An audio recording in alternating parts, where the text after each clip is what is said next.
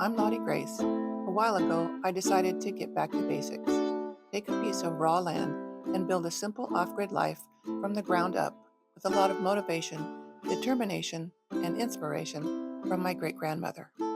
Here you'll witness a lot of hard work, some mistakes, and hopefully a few successes, and the serenity that comes with living close to nature. If you've ever dreamed of building a life off grid, I hope I can be an inspiration.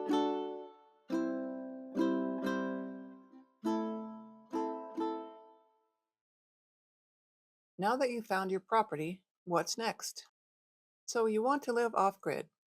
You want to live a simpler life. If you're anything like me, you've collected a few things over the years. What are you going to do with all your stuff? Put it in storage? Sell it? Give it away? Toss it? All of the above?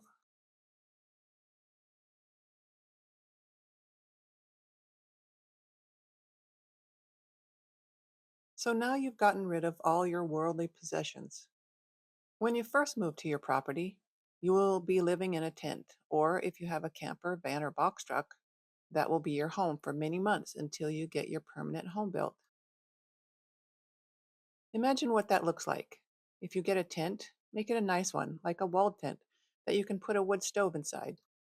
White duck tents are high quality, and you can get a 6-person, 10-foot hot tent starting at $600. You're going to need a way to cook unless you only plan to eat non perishable food. So, a propane camp stove would be better than cooking over an open fire. You can also cook on your wood stove in the tent. You need a way to keep food fresh. So, now we're talking about a cooler. Are you going to get ice every other day or get an electric cooler? If you need electricity to charge a phone or a flashlight or a battery, you'll need a portable power generator and solar panels. See my other videos for solar recommendations. You will also need to keep your food store safe from animals or devise a way to hang your food in a tree or a bear-proof food locker. Never keep it near your tent as it will attract bears and other large and small animals. You will need firewood for your wood stove to keep you warm or to heat up food and beverages. At a very minimum, you will need an axe to chop wood, but preferably a chainsaw. If it is a gas chainsaw, you will need a can of gas and bar oil. If it's electric, you will need a battery and a charger and a solar generator and also bar oil.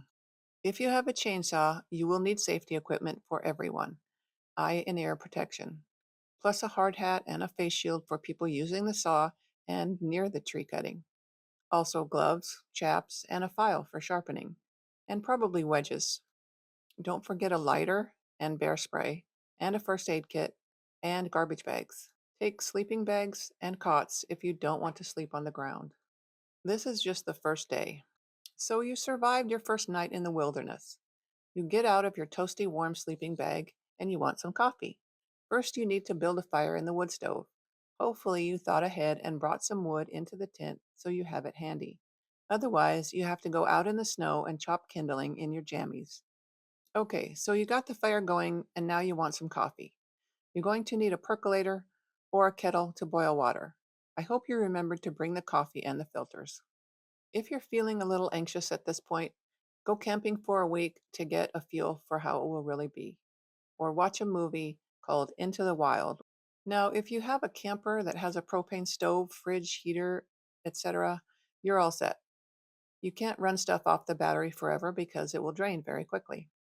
You will still need solar. You could get a gas-powered generator, but do you really want to listen to the motor running 12 hours a day in the middle of your peace and quiet dreamland? I've posted a list below of all the things you might need.